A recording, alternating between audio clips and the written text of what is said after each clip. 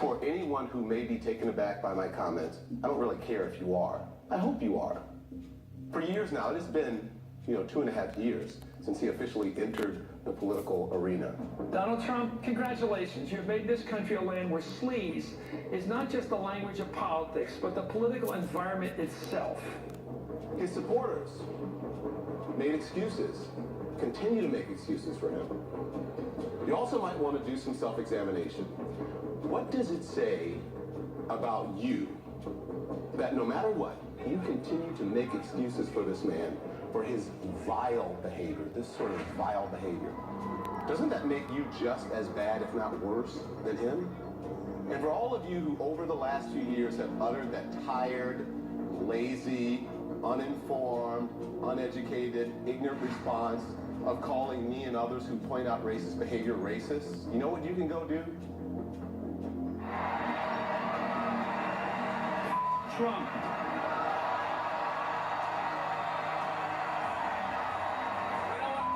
From you. Away from us. We don't want to hear from you. We got nothing to say to you. Get the away from our... Get out of his face. We don't want anything to do with you. You're trash. Over. The discourse is over. We have argued, we have pondered. The discourse is over. We're not going to be polite anymore. We're going to fight back. We begin with several developing stories here on a Friday night. First, with violent and bloody clashes outside of Donald Trump. Violent scuffles ensued, all of this becoming a part of a pattern of unrest fueled by antagonism and divisive rhetoric. Kelly Burke is charged with disorderly conduct. Investigators say she was screaming obscenities at a teenage girl, all because she was wearing a t-shirt supporting President Donald Trump.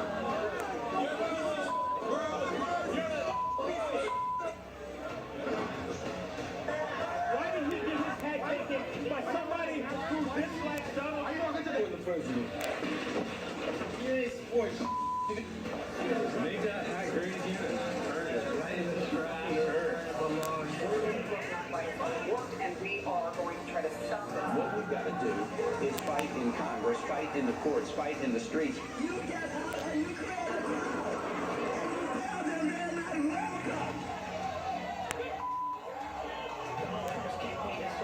Controversy this morning after a weekend of chaos and violence. It is a result of the culture of Trump supporters. We need a revolution. Are you suggesting that the entire Trump vote was racist and by racists? I think, yes. I'm not don't think that's a Nazi. I'm not a Nazi. What are you doing, man? The people of color who are attacked by their fellow citizens who feel emboldened to be publicly racist. Because the president is. His supporters, what does it say about you? A terrifying night of violence as Donald Trump supporters were attacked by an angry mob waiting for them outside a Trump rally. You also might want to do some self-examination.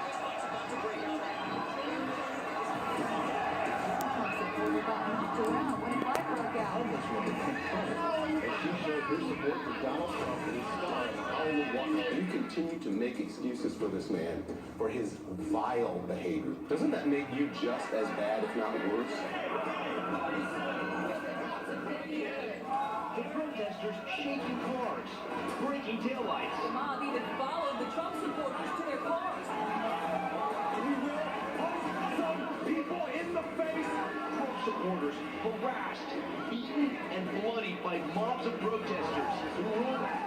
These are anti-Donald Trump protesters. He's bleeding bad. He's bleeding bad. He's bleeding bad. He's bleeding bad.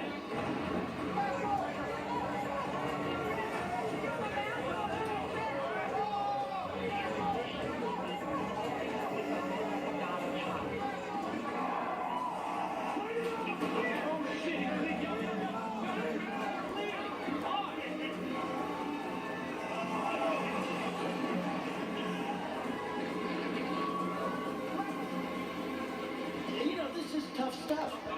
We're fighting a war. No Trump, no wall, no USA at all. No Trump, no wall, no USA at all. No Trump, no wall,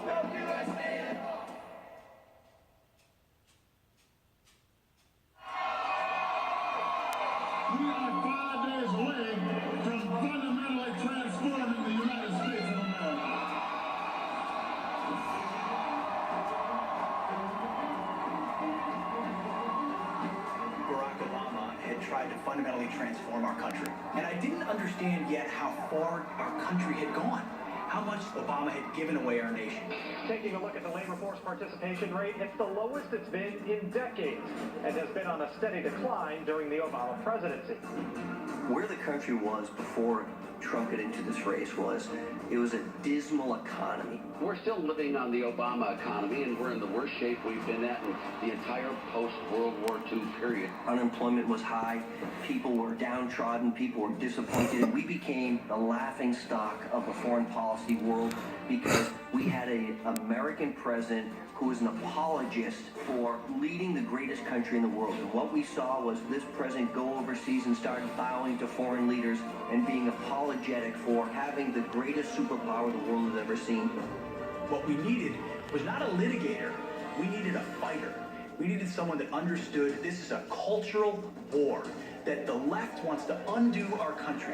They want to take down America. No Trump, no wall, no USA at all. No Trump, no wall, no USA at all. No Trump, no wall, no USA at all. No Trump, no wall, no USA at all. Donald Trump said, not on my watch. Now is the time to fight, and Donald Trump was the man to do it. The Daily Ledger provides... We don't have victories anymore. We used to have victories, but we don't have them. When was the last time anybody saw us beating China? When did we beat Japan at anything? When do we beat Mexico at the border? They're laughing at us, at our stupidity. The U.S. has become a dumping ground for everybody else's problems. The world right now is going white or black. Trump's running for president. Like, does gravity still work? You're not going to be president, all right? Folks, Donald Trump is not a serious person. He might be leading the Republican ticket next. I know you don't believe that, but I want to go on. Let's not mince words. Donald Trump is a bigot and a racist. I'm sorry, he's a racist. He's a belligerent, loudmouth racist. There is zero chance we'll be seeing you being sworn in on the Capitol steps with your hand on a giant golden Bible.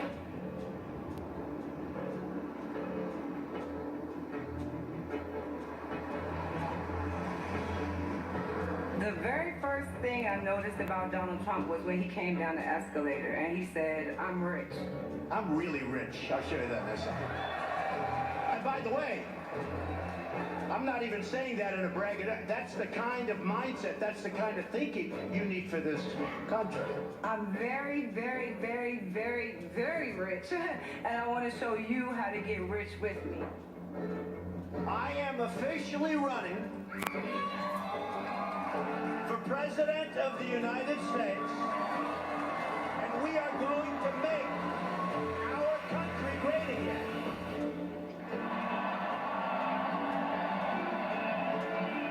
So this began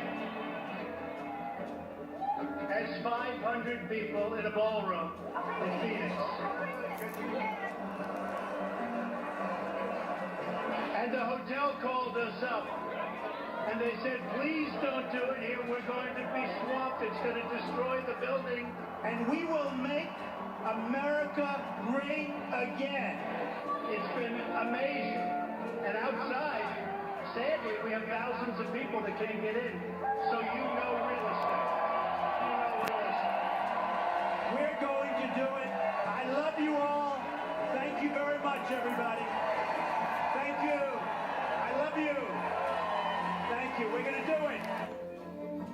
I think in the primaries, the candidates that were fielded by the Republican Party, it was the best group of candidates that I've ever seen run for the Republican nomination. And it's one that Trump was able to dispense with very quickly and I think very easily. And that's because he connected to voters in a way that they didn't. I was told by everybody, do not go to Iowa. You could never finish even in the top 10. And I said, but I have friends in Iowa. I know a lot of people in Iowa. I think they'll really like me. Let's give it a shot. They said, don't do it. I said, I have to do it. And We finished second, and I want to tell you something. I'm just honored. I'm really honored. And there's a reason his support collapsed in the final days. You look at all the entrance polls, people decided the last week, last 2 days, last day, they went to Rubio and Cruz. Donald Trump is the here today, gone tomorrow candidate for president. Fox News can now project that Donald Trump will win the Republican presidential primary. Because as entertaining as Donald Trump is a liar. And which Republican candidate has the best chance of winning the general election? Of the declared ones, right now, Donald Trump. Donald Trump, the billionaire real estate magnate, will win the South Carolina Republican primary. There's not going to be a President Donald Trump. CBS News is projecting that Donald Trump is the winner in the state of Florida. So here you have two sides within the same party battling over who's going to be right when this is all over. Your words were, among Hispanics generally, Trump polls only slightly better than cancer.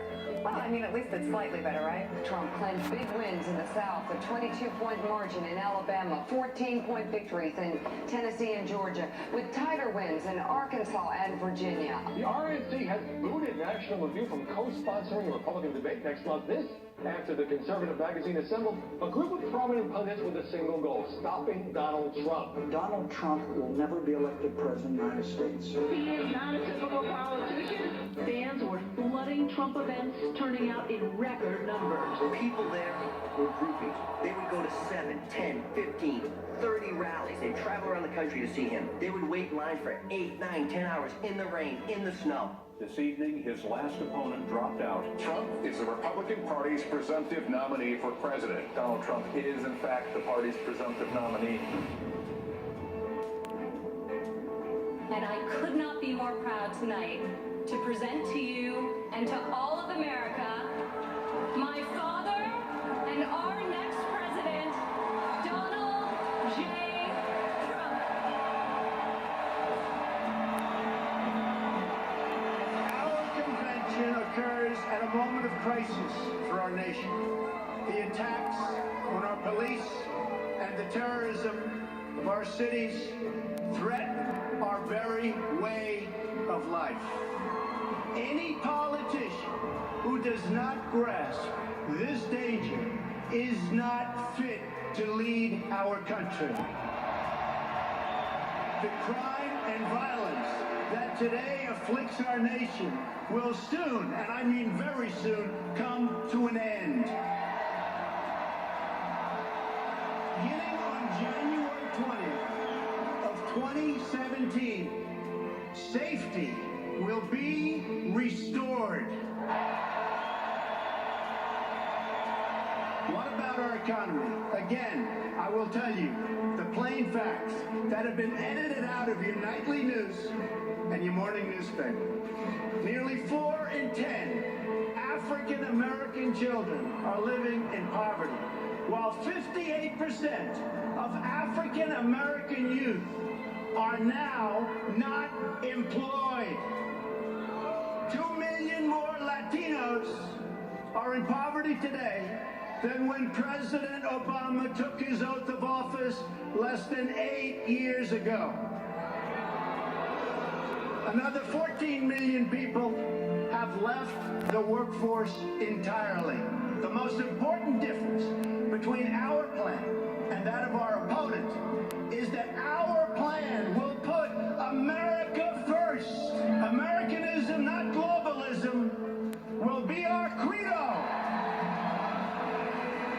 The American people will come first once again. Big business, elite media, and major donors are lining up behind the campaign of my opponent because they know she will keep our rigged system in place. My message is that things have to change, and they have to change right now.